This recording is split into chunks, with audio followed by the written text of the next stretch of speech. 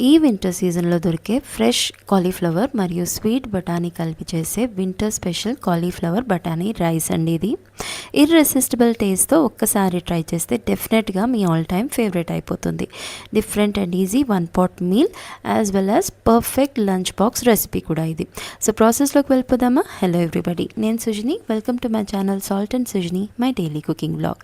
ఒక medium size cauliflower తీసుకున్నానండి. పెద్ద సైజ్ ఫ్లారెట్స్ లాగా నేను సపరేట్ చేసి పెట్టేసుకున్నాను. అలాగే బఠానీలు ఒలిచి పెట్టేసుకున్నాను. ఇవి ఒలిచిన తర్వాత ఒక 150 గ్రామ్స్ ఉన్నాయి.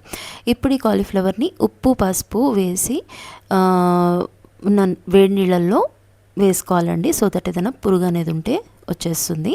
ఆ తర్వాత నీట్గా వాష్ చేసేసుకొని డ్రైన్ చేసేసుకొని వాటర్ అంతా కూడా పక్కకు పెట్టేసుకుందాము. ఓకే, సో బాయిల్ చేయవసరం లేదండి, జస్ట్ ఉడుకుతున్న నీళ్ళలో వేయాలి అంతే. తర్వాత సోనా మసూరి రైస్ ఒక 2 కప్పులు తీసుకుంటున్నానండి. మీరు కావాలంటే బాస్మతి రైస్ కూడా తీసుకోవచ్చు. నీట్గా వాష్ చేసేసుకొని ఒక అరగంట సేపు ఈ రైస్ని నాననిద్దాం. మనము కుకింగ్ ప్రాసెస్ చేసేలోపు ఇది నానిపోతుంది.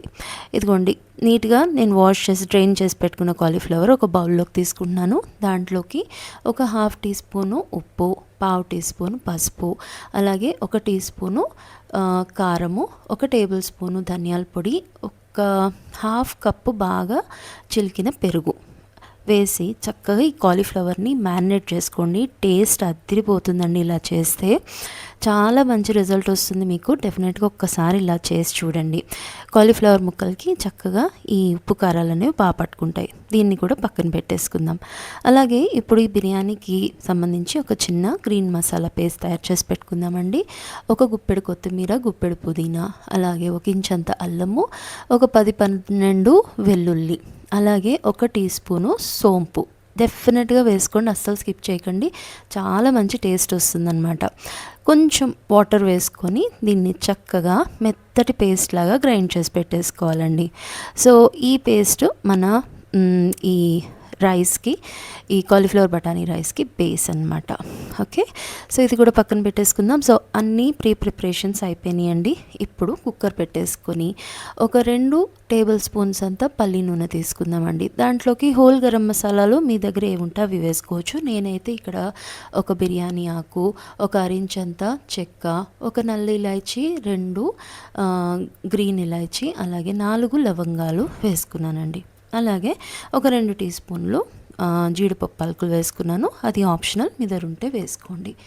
ఒక పెద్ద సైజ్ ఆనియన్ని మంచిగా స్లైసెస్ కింద కట్ చేసి వేసుకున్నానండి. అలాగే పచ్చిమిర్చి కూడా వేసుకున్నాను. ఇవి కాస్త ట్రాన్స్లూసెంట్ అయిన తర్వాత ఒక పెద్ద సైజ్ టమాటాని స్లైసెస్గా కట్ చేసుకొని వేసుకున్నాను. అలాగే ఉప్పు కూడా వేసుకున్నానండి.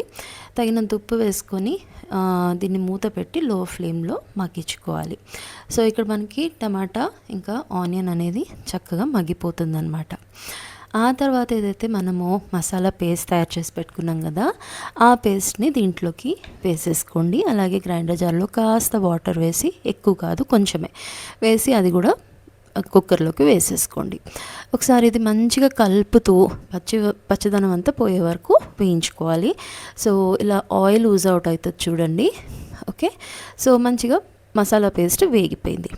అప్పుడు మనము ఈ కాలీఫ్లవర్ ఏదైతే మ్యారినేట్ చేసి పెట్టుకున్నామో అది ప్లస్ ఒలిచి పెట్టుకున్న బఠానీలు ఇవి కూడా వేసేసి మంచిగా మసాలా పేస్ట్ దీనికి పట్టుకునేలాగా కలుపుకోవాలండి. కలుపుకొని జస్ట్ మూత పెట్టుకుని ఒక్క 2 మినిట్స్, ఎక్కువ అస్సలు వద్దండి, ఎందుకంటే ప్రెషర్ కుక్ చేసినప్పుడు కాలీఫ్లవర్ మంచిగా కుక్ అవుతుంది. మనకి ఇప్పుడు ఏం కుక్ చేసే పని లేదు, బఠానీ కూడా అప్పుడే కుక్ అయిపోతుంది. లేదా ఓవర్ కుక్ అయిపోయిందంటే మీకు పులావ్లో ఎక్కడ కాలీఫ్లవర్ కనిపించదు, మొత్తం మ్యాష్ అయిపోతుంది.